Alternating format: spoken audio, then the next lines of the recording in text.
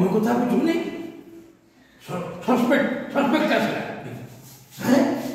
ଆରେ ଶଳା ମାଇକିନା ମୋ କଥା ଜମା ବୁଝୁନି